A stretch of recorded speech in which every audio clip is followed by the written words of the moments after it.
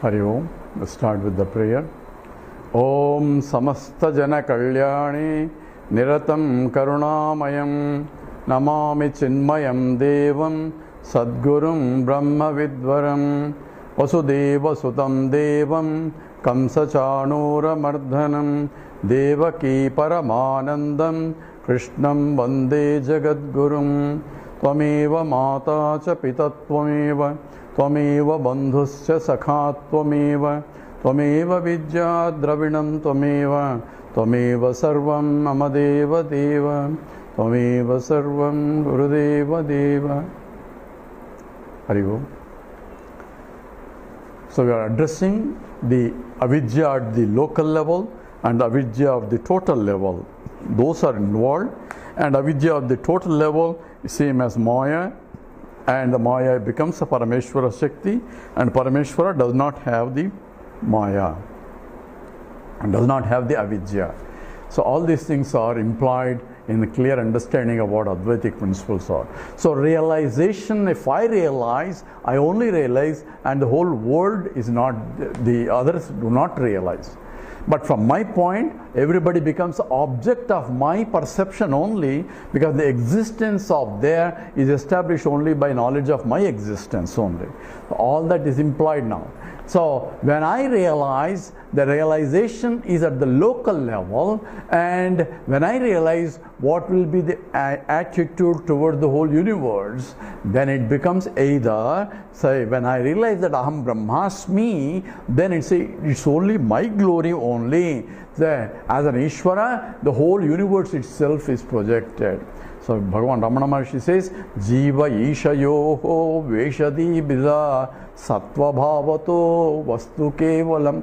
What's the difference between a Jiva and Ishvara? It's only Vesha. Vesha means only costume is different. What's the costume? Says Jiva is wearing a costume, and his costume is, I am only local guy, I am an individual, and I am only little bit knowledgeable, and I don't know a lot of things. All that is Jiva's this one. And Ishvara is himself. I am Sarvajnaha, Sarvashaktiman, Sarvavyapakan, omnipotent, I am omnipresent. All that is glories of Ishvara, and that's called his Vibhuti. And the difference between the two is only because he is wearing his costume and you are wearing one costume. The essence is the same. I myself is in that costume. I myself means I, as the pure existent consciousness, reflected here in the local body, mind, intellect as a jiva, reflected there in the total, the Maya aspect is nothing but Ishvara. My nature is pure Advaita, the pure existent consciousness, and the Anantatvam, that means infiniteness. So that realization has to occur at the local mind, where the confusion is at the local mind level. So what happens when the local mind realizes, because there are two creations now, because of the total vasanas creating the total world, that is Ishvara Srushti, and also because of I have my own vasanas that are peculiar compared to the total, which got washed out in the total, and therefore I have my own particular vasanas, and that is projecting as a Jiva Srushti. So therefore we have two creations that are coming in because of the vasanas. From the my contribution, the totality, in that some of the things get cancelled away with others, and what remains is the total vasanas became a Maya Shakti of the Ishvara. But when it comes to the individual, they don't get washed away by other vasanas. Therefore, those get manifested by my vasanas, and therefore local raga dveshas are projected again at the individual level. And that's what is called Jiva Srushti. And it is the individual vasanas only also manifest in my dream world. Because it is the suppressions and oppressions of the local mind that when it goes to sleep, and that's the one it projected in the dream state as a whole creation there in the dream state. So all that is self-consistent analysis. Now again is a Maya Shakti, I am projecting the total, and is a Nidra Shakti is used as a Maya there, where Nidra Shakti is Avarana Shakti, that means covers the knowledge that I am sleeping in an air conditioned room, and the Vikshepa Shakti projecting that I am in the hot sun in the middle of the forest and being chased by a tiger there that I myself created. All that is there. So reality, what is reality? For me, the tiger is real in the dream. So for a dreamer, dream is no more a dream, it is a real world. So when I am thirsty in the dream, I cannot look for the water that I have put it on the table when I went to sleep. That water is not useful. I had to look for dream water to quench the dream thirst. And the dream is completely different, opposite to even in the waking, because I am in the waking state, I am in the deep sleep. I went to sleep in a dark room and the AC room, whereas in the dream I am seeing a bright sunlight and I am in the forest and it's very hot there also. All these contradictory experiences are there, therefore experience itself is not a knowledge. Oh, dream is not real. Who says that dream is not real? Dreamer doesn't say the tiger is not real. He runs away from the tiger in the dream. Why? Because for him the tiger is real. Only a waker says that, oh, that was the tiger, is only in the dream. There was no real tiger. He doesn't have to go and take a gun and go around and look for a tiger. Same millions of dollars that I have in the dream, I am still a poor guy, but I can dream of I am a king and all those things in the dream. So, in fact, Janaka asked the Ashtavakra in the Gita, he says, "Oh Lord, I dreamt yesterday and I was a beggar. Now I am awakened and looks like I am king. Now I am not sure whether I am a king dreamt as a beggar or a beggar dreaming that I am a king. So which one is more real?" So obviously teacher says neither one is real.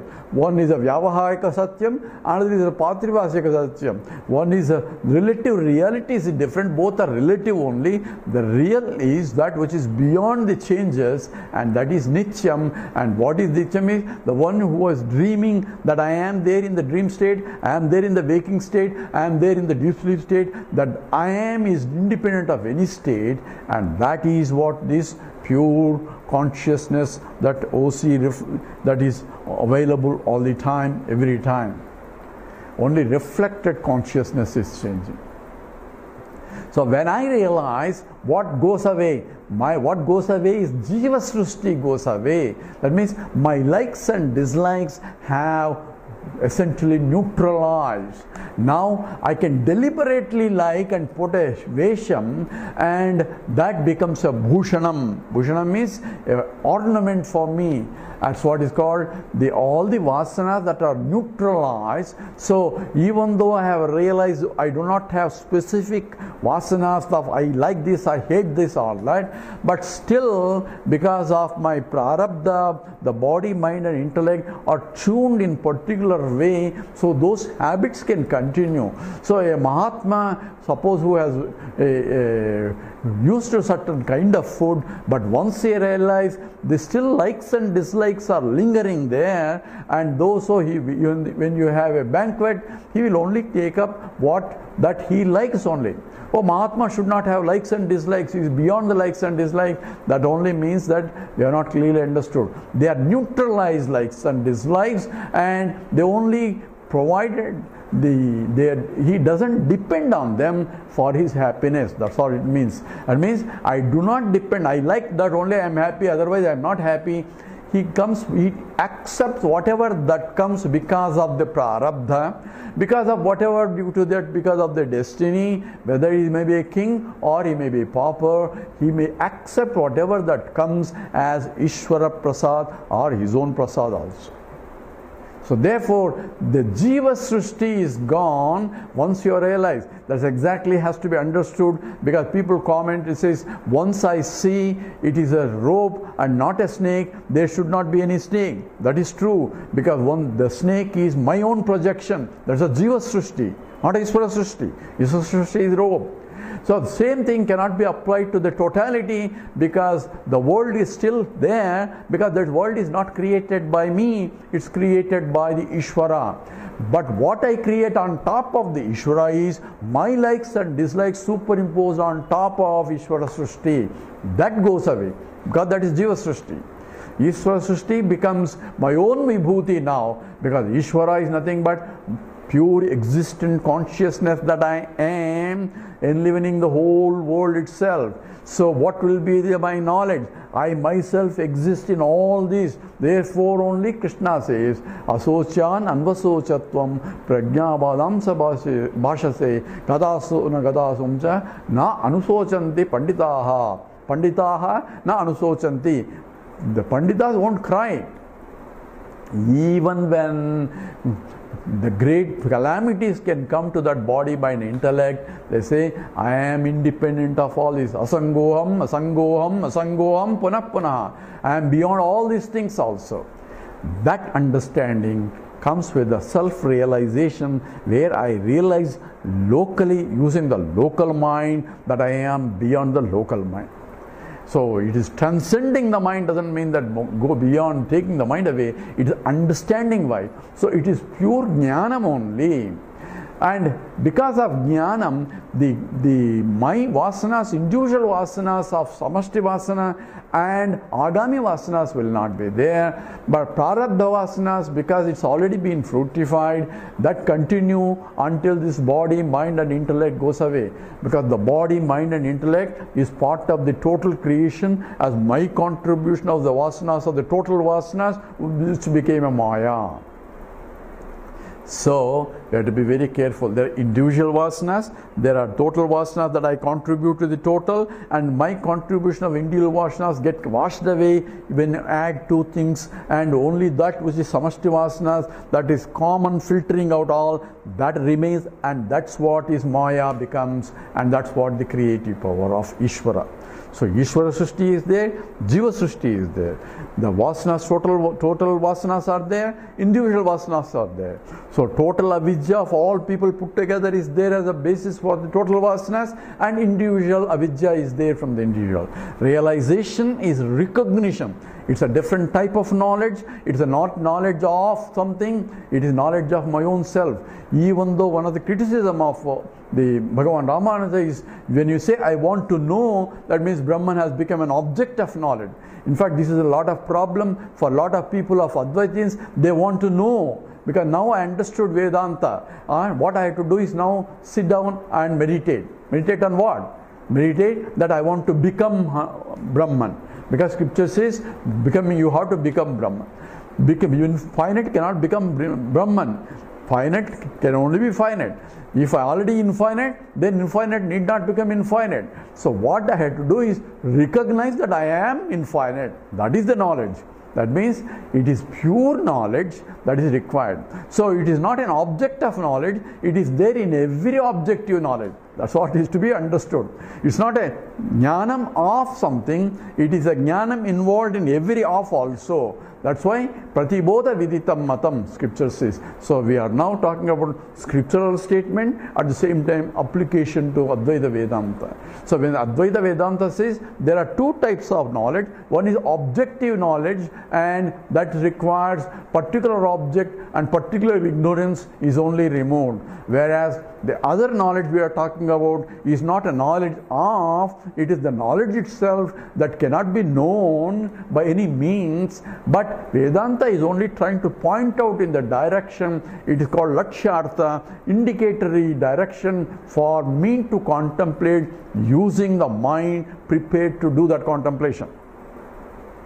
It's a meditation on the scriptural statement that's called a vicharam. Vicharam means inquiry. Tad vijnasasva. So therefore says adato brahma jignasa. So therefore inquire into the nature of Brahman. So it is inquiry is involved, that is investigation, and investigation involves thought process. When it says beyond the thought, it doesn't mean the thoughtless state. It is in and through the thought I have to see the reflected consciousness itself. That's what the Vedanta is trying to point. So we should have a clear understanding now in terms of where avidya is, what is maya, what is individual avidya, where is total avidya. All that is involved as a step by step in terms of total picture. Now, one more point that we need to find out that differs from the other Vishishtadvaita, we'll take a little bit more in the next talk, is one aspect is realization is now and here. It's not going somewhere, it's not doing something else, because the moksha, liberation, is freedom from all limitations. The fundamental limitations are desa, kala, vastu, parichinnam. That means I am limited by space, time and object wise, because I am different from this, I am different from you, I am different, and all these differences are due to the parichinna, means differentiation, and that's called division, and therefore I am getting limited by all the three. So therefore, if these limitations are still there, then I am not liberated. You may claim that this is liberation and this is what the scripture says, but logically I am limited by these problems and I do not take any limitations because I want to be full. Fullness doesn't have any differentiation of anything. This is different from me, then I would like to be that also. Therefore, fullness implies undifferential, homogeneous, completely totality, and I cannot become total, a finite cannot become total unless I am already total. So therefore, realization is recognition or recognizing that I am already total even when I do not know that I am total. Therefore, it is realization now and here. Why now and here? So we need to understand a little bit of concept of space and time also. We mentioned a little bit already once. Since time is a gap between two sequential events. 1 and 2, if there are two sequences that are following, gap between that defines the time. If there is only one, then I have no gap yet, therefore I cannot define a time. That's why in the deep sleep state I have no concept of time, because there is only a single experience. So it's not a sequential events, that's a Einsteinian definition. Gap between two sequential events is what Einstein defines, but he wants an observer independent of the events. So observer is a conscious entity. So conscious entity observing event 1 and event 2, and he cannot move with the events. So he has to be independent of the events for him to observe. And that means we call it experience 1, experience 2, because every observation is an experience, because there is an experiencer, a conscious entity, and experience, and there is a relation observation. Therefore, experience 1 and experience 2. So you need two experiences to define a time. In the deep sleep state, there are only one experience. That means it's a homogeneous experience of one only, constant awareness of the absence of the duality. Absence of duality of subject-object. That is what deep sleep state is. Therefore, the time itself is between two experiences. But when I realize that I am the totality, in me there are no experience. It's not an experience. It's not a Brahman experience. If there is a Brahman experience, there is an experiencer and experience duality. It is completely recognition of my own state of totality. I pervade the whole universe, but yet the universe is only a projection on top of me. I am the bottom, adhishtanam. As an existence, I pervade the universe. As a conscious entity in this, I am able to see the universe. All that is implied in realization.